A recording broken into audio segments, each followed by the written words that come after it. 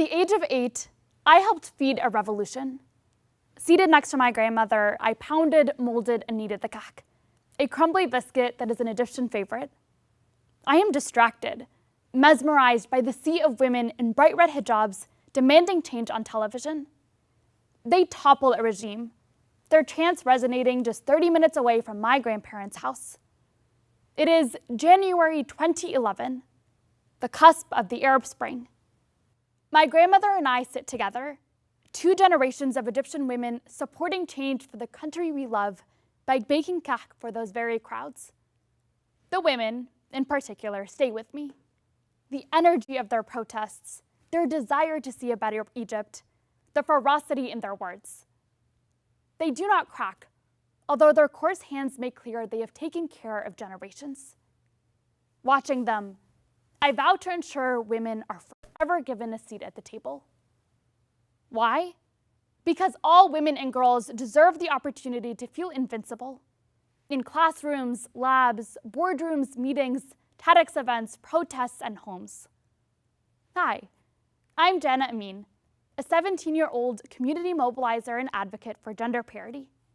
And I'm on a mission to uncover what I know each girl possesses, a vision and a voice. Today, youth activism and innovation are at all-time highs, with young women leading many of those efforts.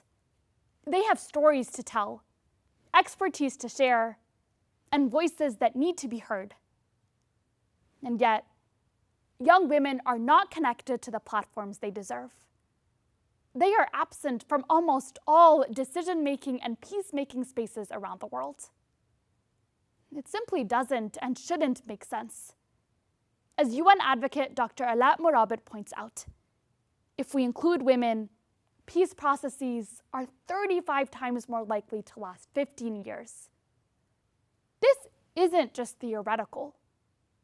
Lima Gubowi was just another victim of Liberia's civil war when she mobilized both Christian and Muslim women in her community to put aside their differences and fight for peace. Leading Women of Liberia Mass Action for Peace, Lima would help organize a sex strike to gain media attention and fight for the rights of women and children across her country, eventually helping end the civil war. This is just one example.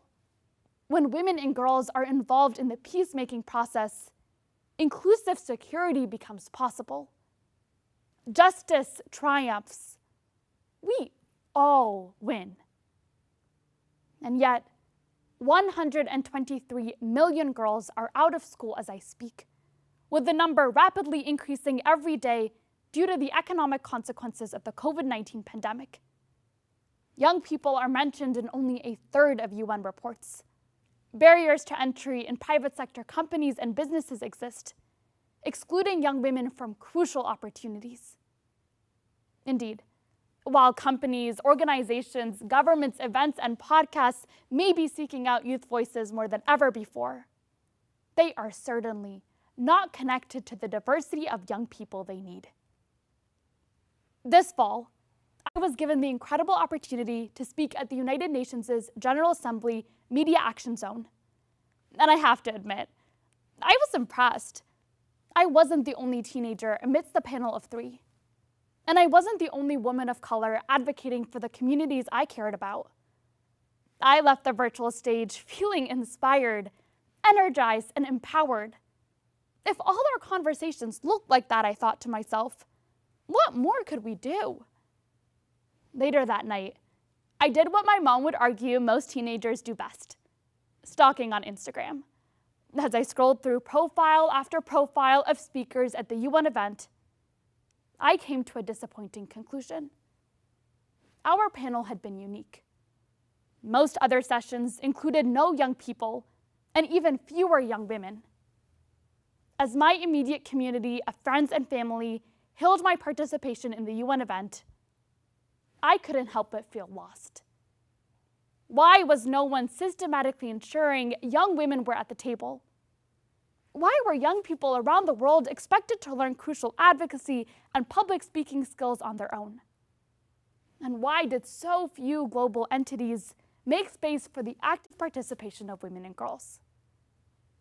The reality is, Gender parity benefits us all. It is the only way to achieve climate justice.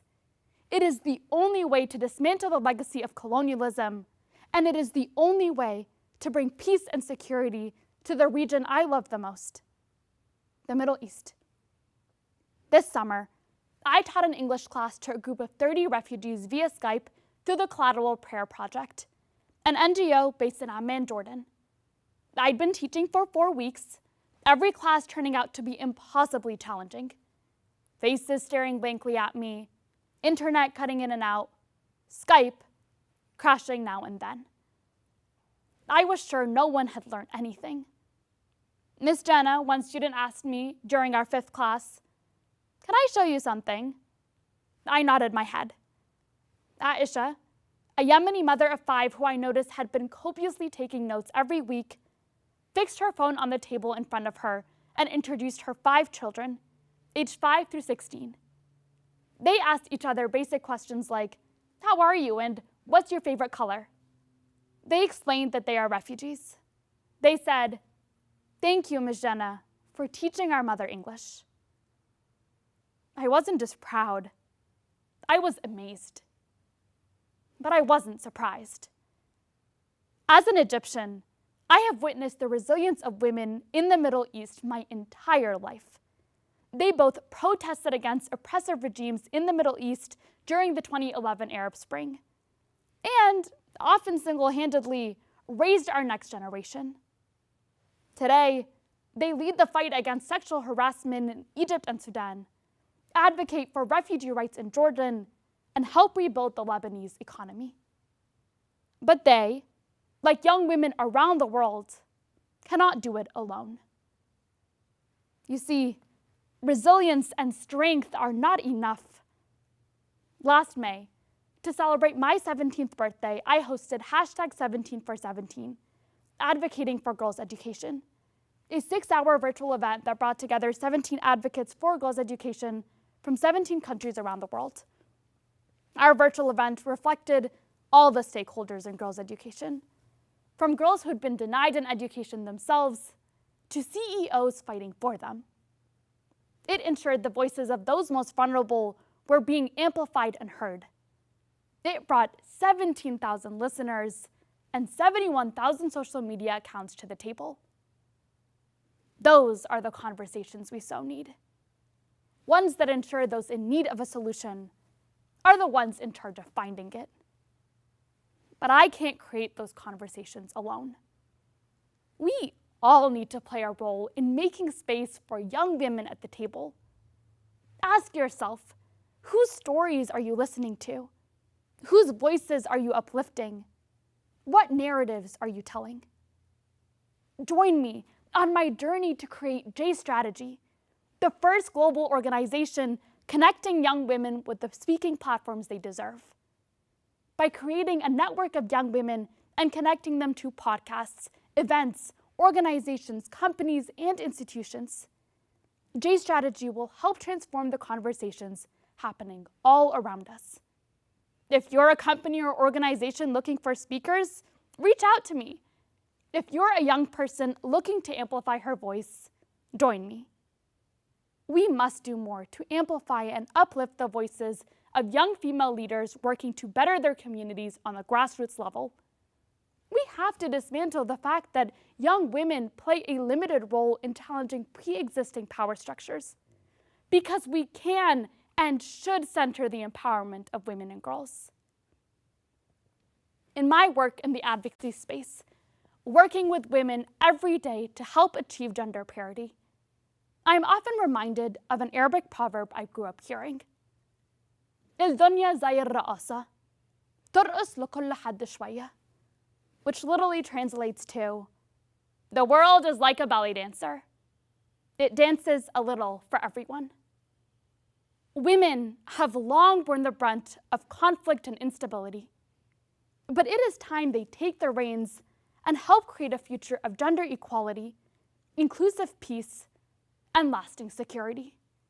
It is time we uncover each girl's vision and voice, and it is time the world dances for women and girls. نرقص